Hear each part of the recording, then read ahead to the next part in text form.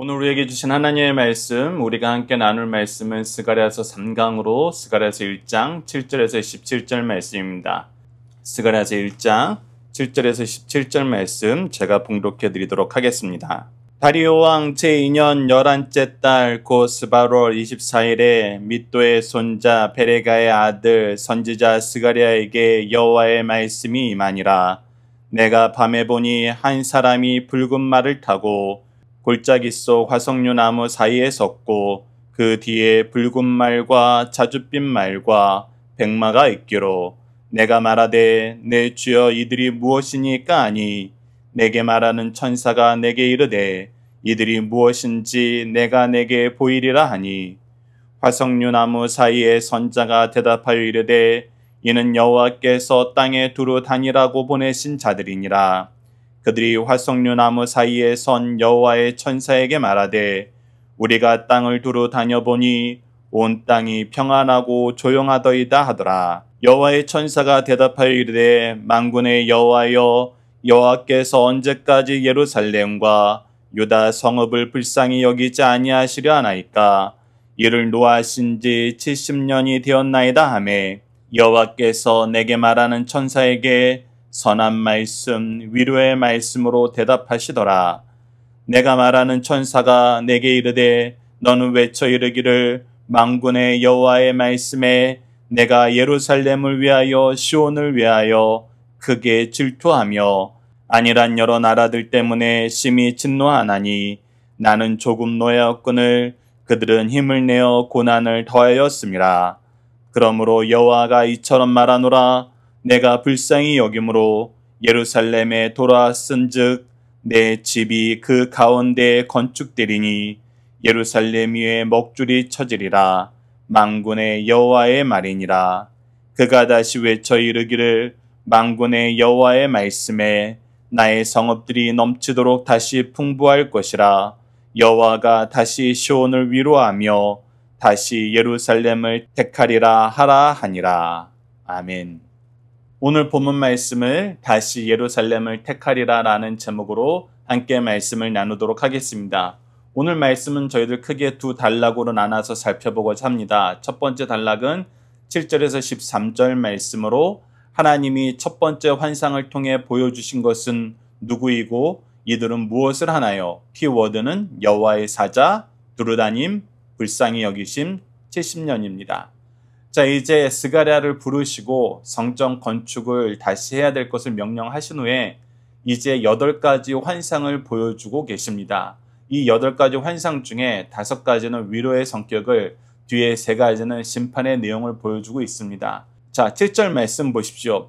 다리오 왕 제2년 11째 달 곧 스바롤 24일에 우리가 첫 번째 말씀이 나왔을 때에는 다리오 왕 2년 8째 달이었습니다. 즉 3개월 후에 하나님께서 하나님의 뜻을 알려주시기 위해서 하나님의 사자를 보내서 하나님의 말씀을 전하고 있는 것입니다. 우리가 성경을 통해서 계속 발견하게 되는 것은 무엇이냐? 항상 하나님께서 먼저 찾아와 주신다는 것입니다. 우리 하나님께서는 멀리 계신 하나님이 아니라 가까이 계신 하나님이란 것입니다. 그리고 필요할 때는 항상 나타나셔서 우리에게 필요한 말씀을 공급하시는 분이라는 것입니다.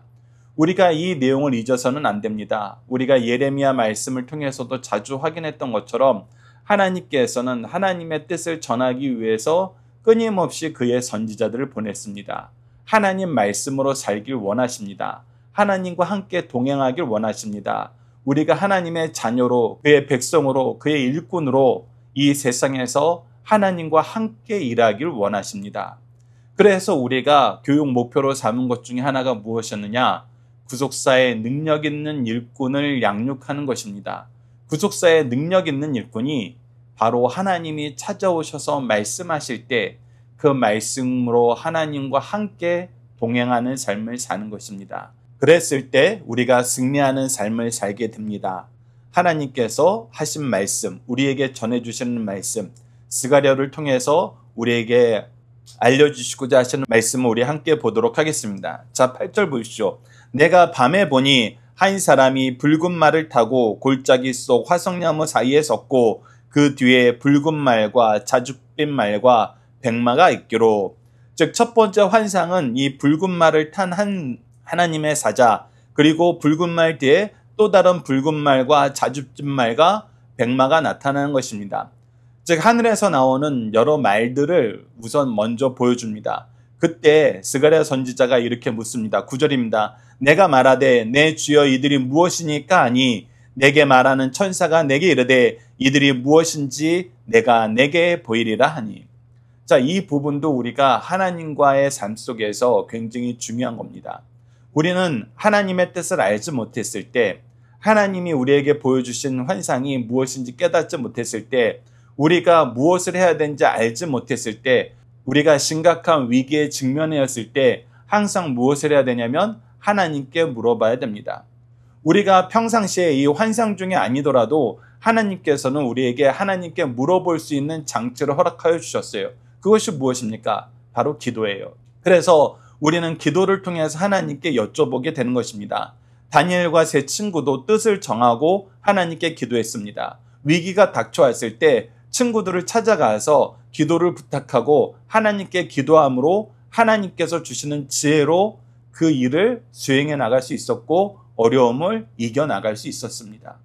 그래서 우리는 하나님의 말씀을 귀 기울여 듣고 하나님께 기도로 여쭤보는 삶, 이것이 바로 하나님과 교제하고 하나님과 동행하는 가장 좋은 모습입니다. 하나님과 동행할 수 있는, 하나님과 교제할 수 있는 장치로 주신 것이 바로 말씀과 기도라는 거 여러분들 다시 한번 기억하시고, 기도하면 반드시 응답하신다.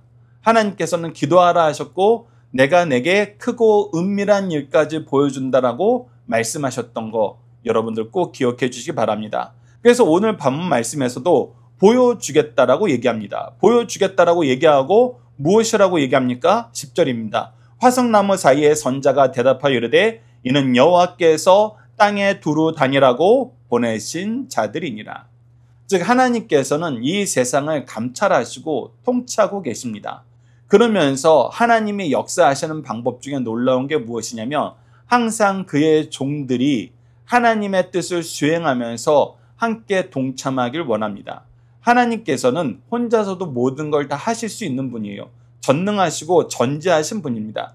그럼에도 불구하고 항상 그의 종들을 보내시고 그의 종들을 통해서 하나님의 뜻이 무엇인지를 나타내길 기뻐하십니다. 이번에도 마찬가지입니다. 그의 사자들을 이 땅에 두루 보내면서 이 땅을 감찰해 보라 그럽니다.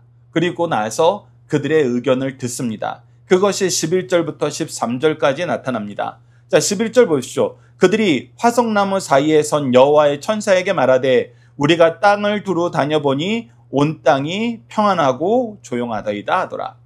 자, 첫 번째 11절 말씀에서 온 땅이 평안하고 조용하더이다 라고 얘기했을 때 왜 이것을 제가 핑크색으로 표현했는지 여러분들 첫째 날 제가 색깔에 대한 설명을 한번 기억해 보시죠. 핑크색은 하나님의 뜻에 반하는 세상의 모습이에요. 즉, 이 세상이 하나님께 반하는 삶을 살고 있는데도 불구하고 평안하고 조용하더라는 거예요. 그것이 이상해서 지금 하나님의 사자들이 천사에게 물어보는 것입니다. 왜 세상은 이렇게 조용하고 평안합니까? 이 조용하고 평안한 게 신비로운 이유가 뭐예요? 12절입니다.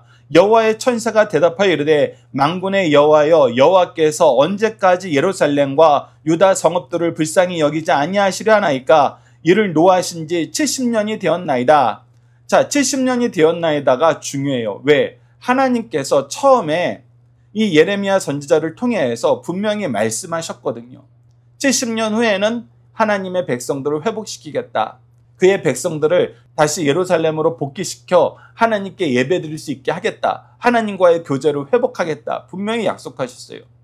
그런데 지금 현재 이것이 이루어지지 않고 있는 거예요. 이루어지지 않고 있는데 어쩌다가 이루어지지 않느냐라고 했을 때 그 시대적 배경을 보면 여러 세력들이 이 이스라엘 민족이 예루살렘에서 성전을 재건하고 성벽을 재건하는 걸 원치 않았어요. 끊임없이 모함하면서 이 일을 방해했어요. 행정적으로 외부적인 압박으로 여러모로 이 일을 막고 있었습니다.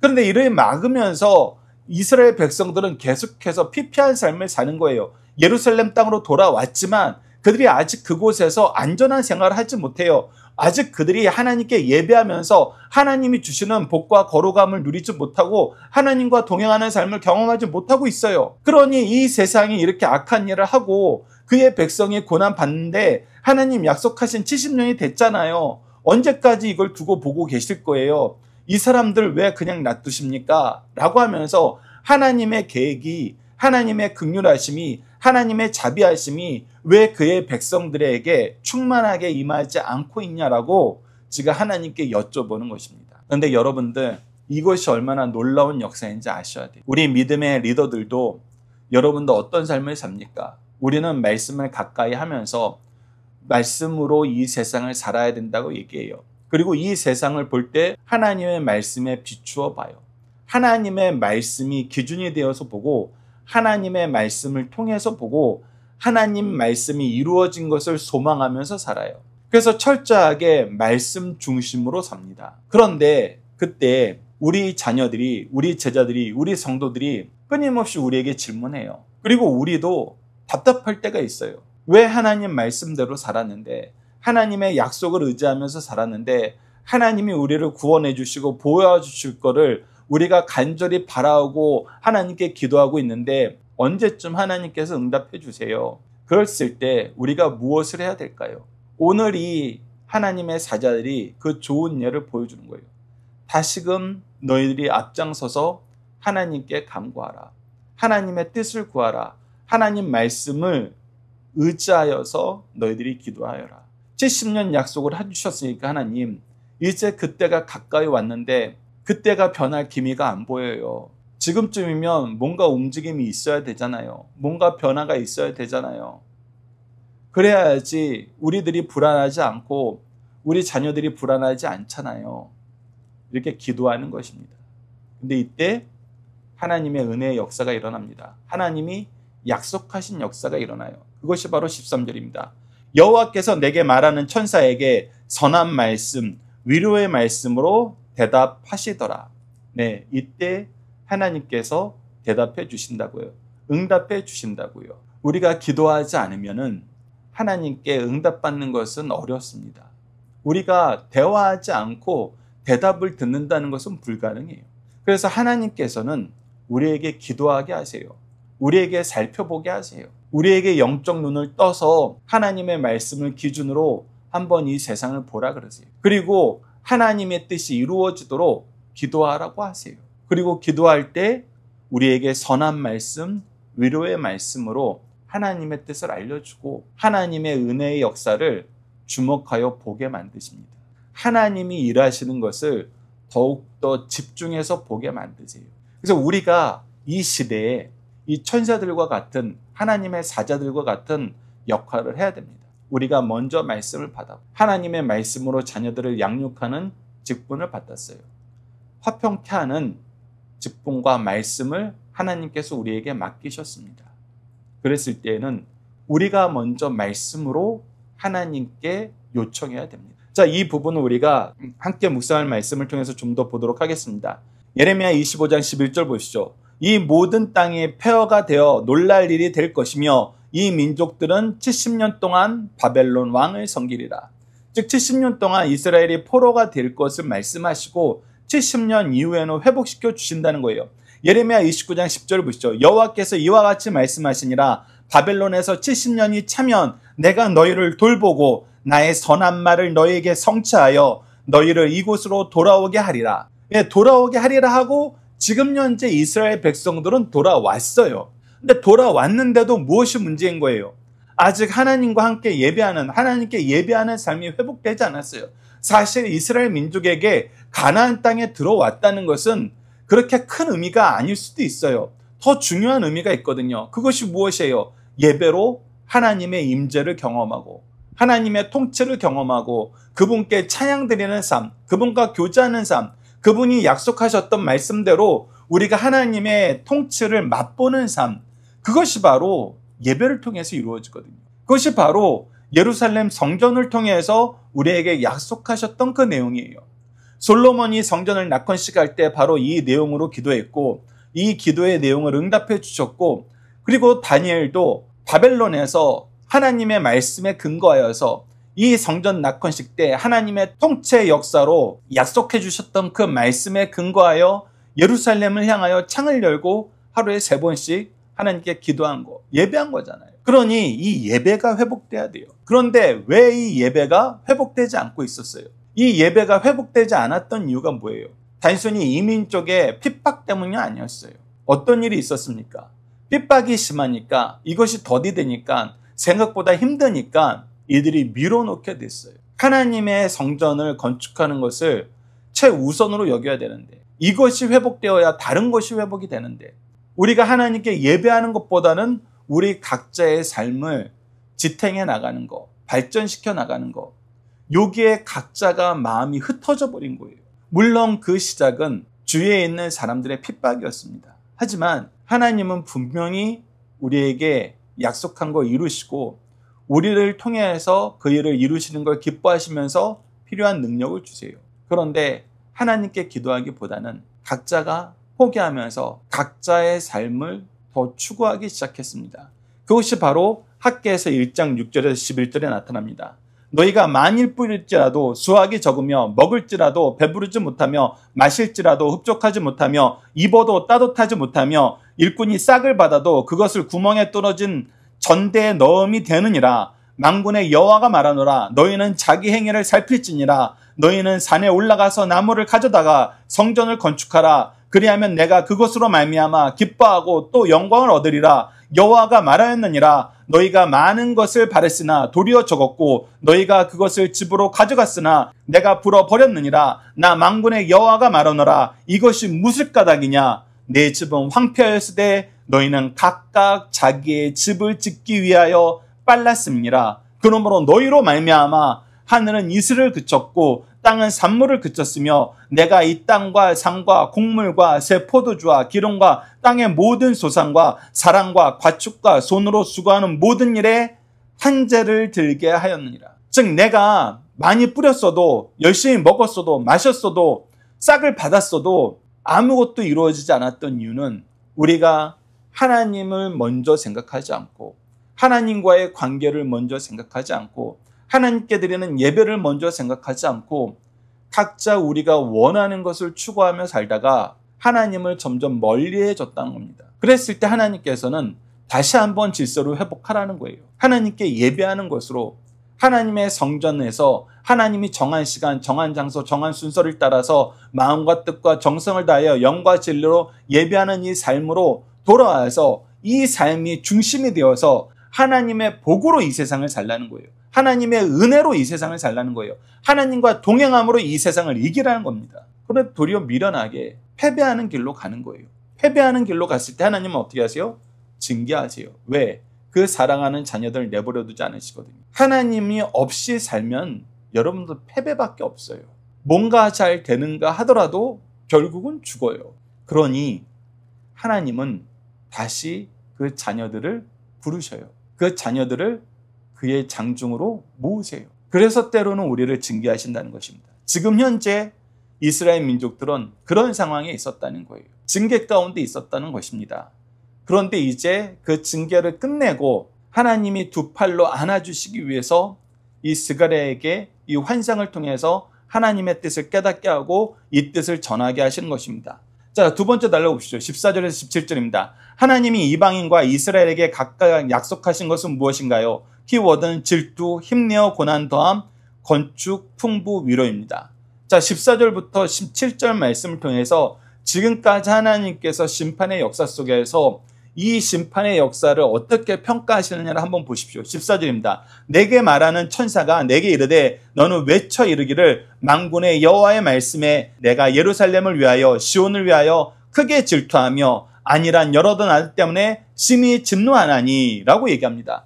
즉 앞서서 선한 말씀, 위로의 말씀을 주셨는데 그 선한 말씀, 위로의 말씀이 무엇이었느냐라고 했을 때 예루살렘을 위하여 시온을 위하여 질투하고 계시고 안일한 여러 나라들에게 심히 진노하신다.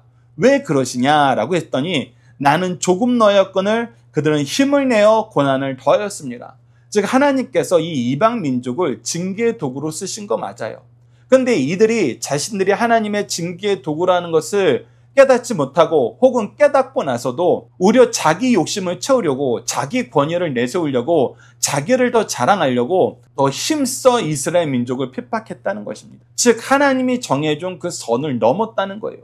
그랬을 때 하나님은 어떻게 하신다? 이 이방 나라들을 징계하신다. 그의 진노로 그들을 심판하신다. 자 16절 보십시오. 그러므로 여호와가 이처럼 말하노라. 내가 불쌍히 여김으로 예루살렘에 돌아왔은지. 자 하나님께서 예루살렘으로 돌아오신 그 근거가 뭐예요?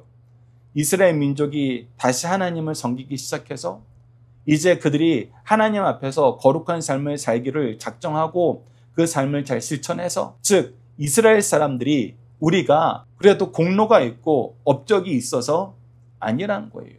불쌍히 여기심으로, 그의 긍휼하심으로, 그의 사랑 때문에, 자비하심 때문에 그가 다시 우리에게 돌아왔다는 거예요. 우리는 아직 아무것도 못하고 있어요. 내 집이 그 가운데 건축되리니 예루살렘 위에 먹줄을 쳐지라. 그리고 나서 약속하시는 거예요. 이제 이 예루살렘 성전이 재건하는 것은 내가 감독이 되어서 내가 보증해 주겠다는 거예요. 원래도 하나님께서 감독이 되고 보증해 주시는 거였는데 도무지 하나님의 백성들이 믿지 않자 다시 한번 이 환상을 보여주심으로 내가 너희들을 책임지고 있다. 내가 너희들을 위해서 일하고 있다. 내가 너희들보다 더 먼저 일하고 함께 일하면서 필요한 것을 다 공급해주고 결과를 책임져 준다. 항상 하나님께서 우리에게 하나님의 일을 맡기실 때 우리가 하나님의 백성으로 이 세상을 살 때 항상 하나님이 보여주신 모습이에요. 우리보다 먼저 일하시고 함께 일하시면서 필요한 능력을 다 공급해 주시고 결과를 책임져 주시는 거. 지금도 그 얘기를 하시는 거예요. 내가 예루살렘 위에 먹줄을 치리라. 내가 영역을 정하고 내가 완성시키겠다. 이 일을 내가 무르지 않겠다라고 얘기하시는 것입니다. 그리고 나서 17절 바로 오늘의 말씀입니다. 그가 다시 외쳐 이르기를 만군의 여호와의 말씀에 나의 성읍들이 넘치도록 다시 풍부할 것이라. 여호와가 다시 시온을 위로하며 다시 예루살렘을 택하리라 하니라. 자, 우선 우리가 어떤 삶을 살게 돼요? 다시 풍부해져요. 하나님의 은혜가 넘치게 된다는 것입니다. 우리가 하나님의 은혜로 사는 것을 하나님께서 바로 우리를 통해서 이 세상에 보여주시겠다는 거예요. 그리고 이 은혜는 흘러 넘치게 하세요. 다른 사람에게도 이 은혜를 나눠주게 하세요. 그냥 우리만 잘 되는 은혜가 아니에요. 항상 흘러 넘치는 은혜예요. 흘러 넘치게 하려고 우리에게 주시는 은혜예요. 그리고 또 무슨 일이 일어납니까? 여호와께서 우리를 위로하신다는 거예요. 우리가 억울한 일, 우리가 안타까운 일, 그동안 걷지 못했던 수고의 열매 다 하나님께서 책임져 주신다는 것입니다. 그래서 우리의 위로가 되신다는 것은 단순히 우리를 그냥 말로 위로하는 거 아니에요. 그거는 우리의 한계지. 하나님은 우리를 위로하실 때 반드시 우리가 받아야 될 합당한 소득도, 합당한 지위도, 합당한 영광도 모두 얻게 하세요. 그래서 우리가 참으로 하나님의 자녀라는, 하나님의 백성이라는 그 말을 반드시 듣게 하신다는 것입니다. 그리고 다시 한번 얘기합니다. 다시 예루살렘을 택하리라. 무엇으로 택하는 거예요? 하나님의 백성, 하나님의 자녀, 하나님의 일. 이 택하심이 회복된다는 겁니다. 무엇으로 말미암아? 하나님의 긍휼하심으로 말미암아, 그의 자비하심으로 말미암아, 우리를 불쌍히 여기시는 하나님의 은혜로 말미암아. 이것이 바로 그리스도인들이 이 세상에서 승리하는 삶을 사는 모습입니다. 자, 함께 묵상할 말씀 보도록 하겠습니다. 학개서 2장 19절 말씀 보십시오. 곡식 종자가 아직 창고에 있느냐? 포도나무, 무화과나무, 석류나무, 감람나무에 열매가 맺지 못하였느니라. 그러나 오늘부터 내가 너희에게 복을 주리라. 하나님께서 회복시키시면 여러분 우리는 순식간에 회복돼요. 그러니 불안해하지 말고 두려워하지 말고 의심하지 말고 하나님께 기도하세요. 하나님의 말씀으로 사십시오.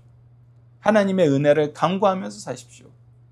순식간에 우리에게 은혜를 베풀어 주십니다. 이사야서 51장 3절 보시죠. 나 여호와가 시온의 모든 황폐한 곳들을 위로하며 그 사막을 에덴 같게 그 광야를 여호와의 동산 같게 하였나니 그 가운데서 기뻐함과 즐거움과 감사와 창화하는 소리가 있으리라. 이 창화하는 소리는 바로 찬양하는 소리를 얘기해요. 그래서 우리의 삶이 기쁨이 회복되고 즐거움이 회복되고 우리에게 값없이 주신 그 은혜로 말미암아 감사가 회복되고 이 기쁨과 즐거움과 감사가 무엇으로 발현되는 거예요? 하나님을 향한 찬양으로 발현되는 거예요. 우리가 주일날 바로 이 기뻐함과 즐거움과 감사함과 찬양으로 하나님께 나온다는 것은 우리의 삶이 하나님 안에서 완전히 회복되었다는 거예요. 우리 믿음의 선조들은 이것을 소유하면서 하나님께 예배할 수 있었어요. 우리도 이것을 다시 회복시켜 달라고 기도해야 돼요. 때로는 우리가 병들고 지치고 기어서 간신히 주의 전에 나가는 삶을 살지만 이제는 우리에게 이 기쁨을 회복시켜 주시옵소서. 하나님으로 말미암아 하나님의 택하신 백성이 되어서 하나님의 은혜의 통로가 되어서 하나님의 위로 안에서 모든 것을 회복된 삶을 살면서 하나님이 하신 일을 즐겁게 선포하고 이 선포를 통해서 많은 사람들이 하나님께 함께 나오게 하는 삶을 살아서 예배의 기쁨이 우리에게 넘치고 우리 주위에 있는 사람들에게 넘치도록 우리를 이끌어 주시옵소서. 그리고 하나님은 그것을 주시겠다고 먼저 약속하고 계시는 거예요. 이 약속이 속히 이루어지도록 기도하는 우리 승리한상 가족 여러분들, 강성 성경 연구원 여러분들에게 간절히 기도합니다. 중심 타산을 보도록 하겠습니다. 첫 번째, 사랑의 주님은 자기 백성을 위로하시고 약함을 도우십니다. 첫 번째 환상은 범죄로 징계 중에 있는 자에게 용기와 소망을 주는 환상입니다. 하나님의 백성은 현재 고통을 겪고 있어요. 압제자들은 형통한 것처럼 보입니다. 그러나 이는 하나님의 심판 때문입니다. 정하신 때가 되면 고난을 더하던 대적자들은 심판을 받고 이스라엘은 구원을 받게 됩니다. 주님은 천사 사자를 통해 이스라엘과 함께 하셨고 그들의 회복을 호소하시면서 도우셨습니다. 두 번째, 하나님은 선민의 범죄를 반드시 징계하여 회개하게 하시고 회복시키십니다. 하나님의 백성이라도 범죄하면 주님께 징계받습니다. 그러나 선민은 징계 기간이 끝나면 다시 회복되지만 대적자들은 영벌의 길에 들어서게 됩니다. 이스라엘에게 정하신 징계의 기간인 70년이 다 되었습니다. 여호와의 사자가 중보자로서 만군의 여호와께 백성의 회복을 간청할 때 여호와께서 선한 말씀과 위로의 말씀으로 그들의 구원을 약속해 주십니다. 용서받은 교회와 성도는 하나님의 보호 가운데 있다는 사실을 우리에게 가르쳐주는 말씀입니다. 세 번째, 공의로우신 하나님은 자기에게 주어진 권리를 남용하는 자를 결코 용서하지 않으십니다. 권리 남용의 범위는 세상 법률에 기준한 것이 아닌 하나님의 공의에 의한 것입니다. 하나님은 공의로우신 심판이 끝난 선민에게 다시 돌아오셔서 그들의 성읍을 부여하게 하십니다. 자녀들과 함께하는 기도 훈련 내용으로 함께 기도하도록 하겠습니다. 우리를 찾아와 위로하시고 자비하심과 긍휼하심으로 우리를 보호하시는 하나님, 주의 군사들을 통해서 우리를 살피시며 보호하시고 약속하신 구원의 때가 이를 때까지 믿음 안에서 소망을 가지고 살게 하심을 감사합니다. 우리에게 하나님의 회복을 소망하며 주님의 은혜 안에 살게 하셨는데 소망을 버리고 도리어 죄악 세상이 영원할 줄 생각하고 죄에서 돌이키지 않음을 용서해 주소서. 우리를 위해 간구하시는 주님과 성령의 기도를 힘입어 죄악 세상을 이기게 하시고 우리도 기도로 하나님을 의지하는 삶을 살게 하소서. 심판의 때에 더욱더 창조와 통치와 구원과 심판의 하나님을 인정하고 의지하게 하시고 구원의 때를 소망하며 은혜의 하나님을 선포하는 삶을 살도록 도와주소서. 예수님 이름으로 기도드립니다. 아멘. 오늘 우리가 함께 합심 기도할 내용은 우리가 먼저 소망의 인내와 구원의 열매를 증거하는 삶을 살게 하시고 우리 자녀와 제자들이 항상 하나님을 모시고 따르는 삶을 살도록 함께 기도하겠습니다.